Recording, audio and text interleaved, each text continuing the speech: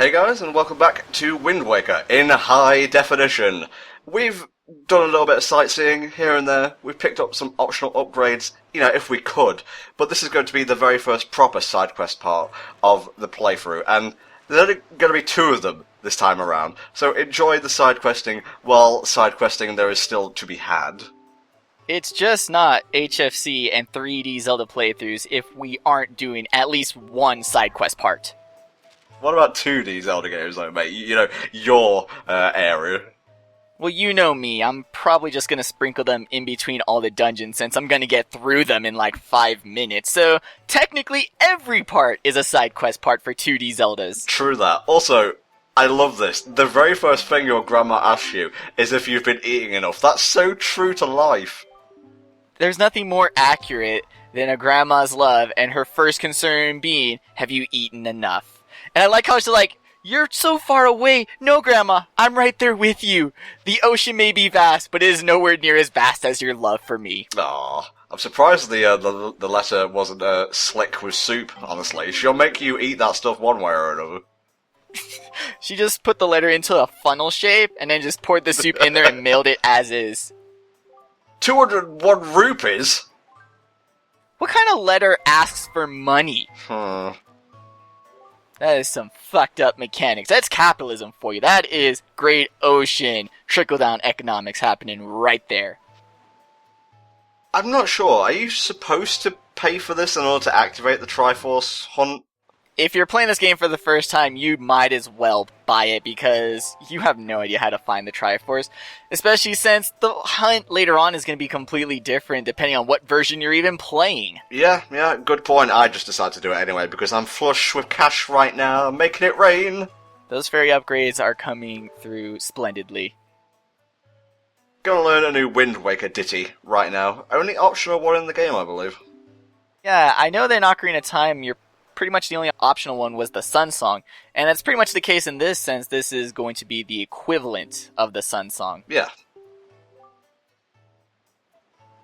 Dude, I'm loving this guy's bling and the arm tassels? Is that what they're called? He's gonna teach us magic dance. Although, where David Bowie is remains unknown. Oh yeah, sorry. I was taken aback by his gyrations and whatever. Let's... David Bowie also has gyrations, and much more. We don't need to talk about his special area in Labyrinth, okay? It's fine. This threw me off so much as a child, because, just watch his dance. Right, left, that could be neutral, and then down. See, I got confused a bit there. I thought it would have been right, left, just neutral, just he's striking a center pose. But yeah, it's kind of weird that it's left a bit ambiguous. But then again, this is Zelda. This is where you have to know how to get through the Lost Woods by bombing an invisible wall. And then the guy has an obscure dance. And these games are just so hard for people. How is anyone supposed to beat a Zelda game? What a bunch of fucking hacks. But to get off the jokes for a second and get super serial, this is the thing that allows us to progress the time from day to night or night to day. And it's honestly kind of refreshing playing this after playing like Skyward Sword, where in order to change the time of day you had to sleep in a bed. It didn't progress naturally and it felt really off. Well, it's more realistic. Also, the Song of Passing is like an upside down Wind's Requiem, so it's the centerpiece of the Triforce, or some stupid fan theory. Also, Zelda's Lullaby backwards is the Ballad of the Goddess. I remember when the internet literally shit the bed when everyone found that out from the trailers. Hello, peasant girl. Is that the one we saved, or are there more than one? We didn't bother to follow up with these people. The people we rescue should be living homeless, alright? It's like, while you were kidnapped, your mortgage kinda went overdue and now you're homeless. Sorry about that. Man, that's some bullshit, but I got a Triforce to find. Bye. Link, the most heartless of all heroes. So, Maxie, the auction house. Did you bother with this mechanic in the original game? Not at all. Because I really don't tend to 100% Zelda games, especially the 3D variety. Yeah. And so I just skipped this. Took me a while to even learn that there was an auction. The first time you're bound to, like, explore when it's night properly is, when Tetra and the pirates are here and you've got to get the bombs. The problem is, the Windfall is essentially shut down then, so the auction is not running. But, I digress. I wouldn't have come in here if we were playing the original, but there's a really special item in the HD version of the game which just makes travelling out on the Great Sea so much more enjoyable, and it is the fabulous Swift Sail. Can you tell us what it does, Mexi? It's a faster version of your original sail. I know in the original, the speed that your boat went was essentially fixed because the ocean was being loaded in front of you as you were sailing, so you couldn't go too fast or you would literally fall off the edge of the ocean. But now that we're in HD and we have more memory space, the ocean is loaded differently, so now you can afford to go faster and it won't, compromise Link's existence on the planet. As you can see, the timer is going to tick down. You got to make sure you have the winning bid when it hits 0. And you got to play a little bit dirty with your money in order to win this. You have to stun people, and that involves meeting the current bid, of course, and then adding a bit extra on top. I usually go for the current bid plus 50. My strategy is I find the amiibos that they're about to have their auctions ended, and then I just increase the amount by $1, and then I watch the timer and sneak in with an extra $1. You're a fucking asshole, is what you are. Hey, I'm not the one scalping, I'm just the one profiting off the scalpers. Ah, okay, it makes so much sense. I like how Link is a little shit anytime anyone else bids. He's like, are you serious? Dude, I'm on a quest to save the world. I actually have a boat. You guys live here. What do you even need a sail for? Just hand it over. He even looks like super exasperated, or he's throwing like the dirtiest, shittiest look at these guys ever. Well, he's also like 12 question mark? So he's not all that mature with respecting other people's purchases. True. And just in case you're wondering what that bar is, you got to rapidly tap the A button, and once it hits the peak, you can bid. Better make sure that it's always like near to the end, because towards the end of this auction, the bids from the other people start coming in rapidly, and you can't do anything when someone else is bidding. The idea of stunning your competitors just by how much money you're throwing out kind of reminds me of the contests in Pokemon, where you stun your competitors. Oh, yeah. So, the auction, totally Pokemon. You can get this for much lower than 300 if you're extremely savvy, but I'd already gone through like 1 or 2 takes, so I just decided to go with a nice round number like 300. And interesting thing to know, every time I came in here, there were like 1 or 2 different townspeople, so I guess they tried to keep it fresh that way. Yeah, no, it seems to be a thing from the original version, just even though they were having memory space and just sort of all kinds of tech issues, they were still able to throw in little quibs like that, just keeping the auction fresh with new faces. It's not just the same 3 generic NPCs that, like, you question, do you have lives? What are you doing here? Where do you even get the money to bid on literally every single auction? Ah, the Swift Sail. This is going to be a godsend when it comes to perusing the ocean looking for those Triforce shards. And much like with the original sail, not an equipable item, so you'd have to like waste a slot. You just tap the A button and you can switch between regular and Swift. And, vice versa as well, just in case you want to go a little bit slow. So rip in peace sail pumping. Indeed. I still believe that since every item has like a double usage with the boat, that the leaf that has wind powers really could have been what the Swift Sail was, just your faster sail that you strap onto the boat. Yeah, so, no, I'm not laughing at you, I'm just laughing at the looks Link was giving the townspeople. Link has no time for literally any of these plebeians' problems.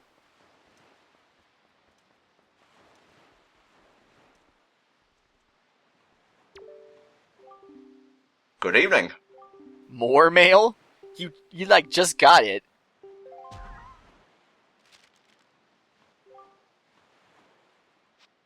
Aww. God, I love the family in this game. Yeah, see, if you're reading this letter and you're not entirely sure on which pirate is which, most of this makes no damn sense until you get to Nico and Tetra. It's like, oh, okay, those guys. I know Nico, Tetra, and Gonzo, and that's about it. Yeah, that's about that most people know of, so good enough. Let me bring up my notes and I can tell you what we're going after next. We are going after the final rupee bag upgrade. Yeah, because even though we got 2 and we had enough to completely clean out that auction, this is the game where money actually has a use for better or worse. Well, it's a lot better in this game, but I'll explain that when we actually get to the shards and whatnot. Man, I'm mentioning the Triforce a lot in this part. I do apologise. Well, it's the big second half of the game. Yeah. It's not much we can talk about. It's like, oh boy, I can't wait for those next 6 dungeons. There's only 2, guys.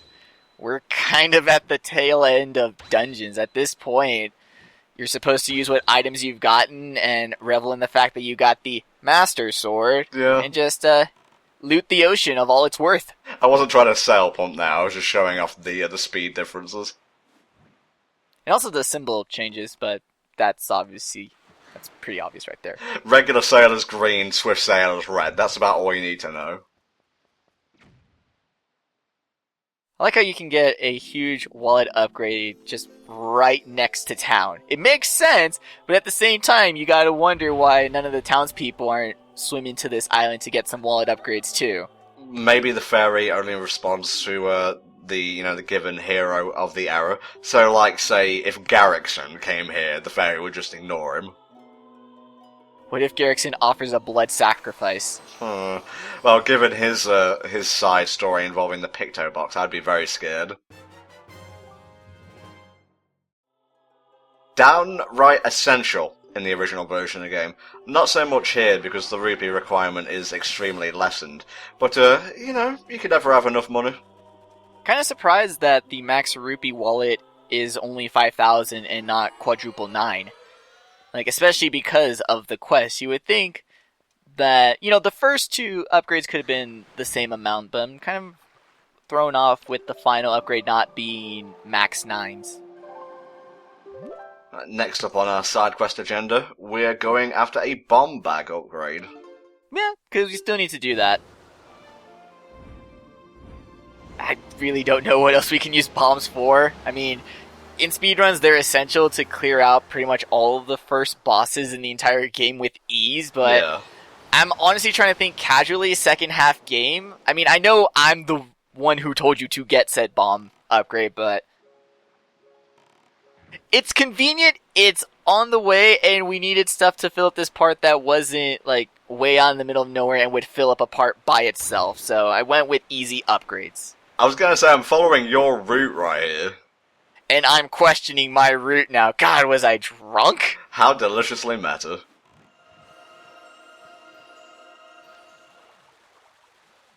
I didn't do it much in the playthrough, but I did enjoy opening treasure charts and going exploring and the like, but it's a kind of thing that you're better off doing yourself, and it's a little bit tedious to show off in a Let's Play or a playthrough.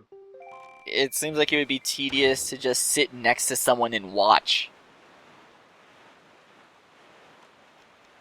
Also, Tower of the Gods is actually visible throughout the entire Great Sea. You can go all the way out to the outer corners, and you're still able to catch peaks of the tower.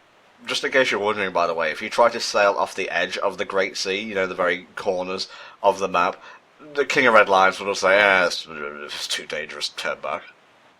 It would have been hilarious if he said, no, nothing's out there. Cue Spirit Tracks. Indeed. Well, cue Phantom Hourglass as well. Oh yeah, there's more tiny little islands, but that just seems more of the same. I would just find it hilarious that the King of Red Lions completely dismissed a new Hyrule just because it's not over where I'm from. Let's blow up this shit. Oh, that's what we're going to use bombs for. Alright, so we do have a use. Gotta use bombs to get more bombs. It's like poetry, it rhymes. It's like money. Okay, I'll take your word for it, I guess. Gotta spend money to make money, bro. Ah, yes, of course. Yep, nope, still can't unsee Splatoon hair. Was literally just about to bring that up. Have we mentioned that her hair looks like squid tentacles? Yes, because we fought that giant octo and it exploded into a fairy, so I drew the parallel. Ah, yes, of course. This playthrough is not recorded in one session, as can be told by our forgetfulness. See, the bombs go up to max 9, why can't my wallet? God hates you, Mexi, that's why. The goddesses all hate me. Yeah, that's that point. When a goddess is going to be mentioned, Tower of the Gods, where's the S's on that? Gods can be used as a gender-neutral term. Yeah. Unless you wanna, make the internet very, very angry. No, we're not doing the Korok side quest. Are you saying that you don't like nature? You did not grow up to be the man that Captain Planet wanted you to be. Hey, Link came from the forest, Ocarina of Time Link. I come from the sea, thank you very much. So what you're trying to say is Ocarina of Time Link is Maxie and Wind Waker Link is Archie. Sorry, it took me a second. I thought you were referring to a different Maxie. Yeah, Auras. I would remember characters if I did a playthrough for about 5 months. I was thinking of fucking Mighty Max for some reason. Of all things, what? I'm a child in the 90s. Do you remember the 90s? It was a great time to be alive. Apparently only the 90s kids remember the 90s. Only 90s kids will remember this playthrough. Okay, next up we're going to bop on over to the flight platform. Not something I usually do, but it's a fun little minigame, and I'm actually describing it correctly this time as a minigame. You gotta use that double magic bar for something, and I kinda like it as it's one of the few areas outside of delivering mail that you're gonna see Ritos. I have to apologise beforehand, though. For whatever reason, my gamepad, and I think I mentioned this earlier in the playthrough, has been acting a bit iffy. I don't know whether it's the wireless sensor inside it going like haywire, and I may need to send it in to Nintendo to have it fixed. But it kind of started malfunctioning like halfway through, so I had to cut stuff out. And also, the first take I didn't have the wind set in the right direction, so I had to do it over. Oops. See, I would have said that the reason your gamepad is going out of whack is that it's reaching the end of its lifespan, because even the Wii U knows when the NX is going to drop. Seriously. It's like, I've reached the end of my lifespan. You have no need for me, master. Meanwhile, my SNES works absolutely perfectly and has not had a single tech glitch. A little bit of a yellowing issue, but I'll live. Oh yeah, they do turn a gross color of yellow. I can't tell. Mine's covered in, like, Digimon stickers. I love this Waluigi Rito here. If we were playing the first time, he'd just explain the rules. But the gist of it is, you got to have the double magic meter. You can't do this with single, and you've got to use the tornadoes to fly past the goal over there, and then you'll get a little something something. I have to question the logic of these little cyclones, but we'll just go with updraft. You will notice a crossfade in a second. That's where the pad went a bit doolally, so I apologise. Yeah, no problem. It's like, well, what did you do to get that far? The same thing I did the first time. Yeah. I find the control stick on the Wii U gamepad a little bit stiff. Like, I could be mashing it forward, not literally, just holding it forward, like, very roughly. And most of the time, it'll just go at normal speed. I have this problem with the 3DS circle pad as well. Like, I'll be running as Shulk, obviously, I'm playing as Monado Boy, and he'll just come to a dead stop. Huh. See, remind me, the joystick on the gamepad, is it concave, convex, or is it just flat? How do you mean? Well, like, you know how with the Wii, the nunchuck? Yeah. How, like, it was really rounded inward? Is it kind of like that, or is it more of, like, a flat GameCube joystick? I'm touching it here, giving it a little feel. It's a little bit like the Wii's one. Oh, yeah, because ones like that, I feel like they have a lot more dead space. Just because instead of just pushing it up, you have to, like, push it up and down. Yeah. In order to get it to the max, like, up position. Like, it's not an octagonal gate now or anything. It's like just like a full circle, but it's better than the Wii's one, I'll say. I always felt that was, like, just far too light. There was not enough resistance on it. Yeah, agreed. Okay, last up in this first side quest part, we're going to get an arrow upgrade. See, that is useful, especially for that final boss. I got lost, so I decided to do another fade. It is a giant ocean. It is okay to get lost, even though you have a map for literally every location. Well, I'm not spending money to feed those dirty, lazy manfish things, okay? Okay.